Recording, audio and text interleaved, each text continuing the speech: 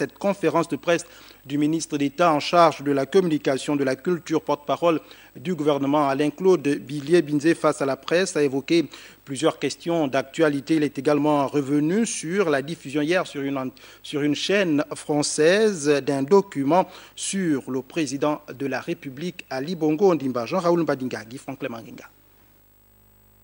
Cette conférence de presse hebdomadaire du gouvernement gabonais se déroulait dans un contexte particulier marqué par la diffusion sur France 2 du document intitulé « Complément d'enquête ». Le gouvernement gabonais a trouvé ici du grand amour pour recadrer les choses, né du refus de la République gabonaise à faire le chemin du développement avec les vieux schémas de la France-Afrique. Dans votre façon de fonctionner, il y a un élément important qu'est l'éthique. L'éthique. Et dans cette éthique, il y a la question de l'honnêteté. L'honnêteté. Et que ce document qui a été présenté, les journalistes qui l'ont fait ont fait montre d'une très grande malhonnêteté au plan intellectuel, au plan professionnel, au plan déontologique. Ce qu'on appelle dans votre jargon l'équilibre de l'information a clairement manqué à ce document. Vous n'aviez que des témoins à charge.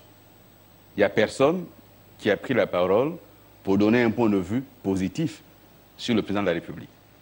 Pourtant, au Gabon, ils ont interrogé des personnalités proches du président de la République. Aucune de ces personnalités n'a eu droit à un seul passage, même de 2 secondes. Donc, au plan déontologique, c'était d'une malhonnêteté sans nom. La deuxième chose, c'est que même un journaliste dont on ne peut pas penser qu'il ait des affections particulières pour le Gabon, bien au contraire, comme Vincent Hugeux de l'Express, a publié un article pour s'interroger sur le sens de ce documentaire qui ne répond pas aux vraies questions. Ça s'ouvre avec Ali Bongo à l'âge de 6 ans. Il n'est pas né à 6 ans quand même. On ne nous dit pas de qui il est l'enfant finalement, sauf pour qu'on nous dise ensuite quand il a hérité le pouvoir de son père. Bien. Donc ce documentaire, il a simplement été ce qu'on aurait pu appeler un pétard mouillé. Revenons sur la crise post-électorale. L'orateur a appelé les Gabonais à la vigilance quant au risque qui conduirait à l'irréparable. Il a cependant regretté que l'opposition n'ait pas saisi cette occasion pour situer la communauté internationale sur ce qui constitue la vérité.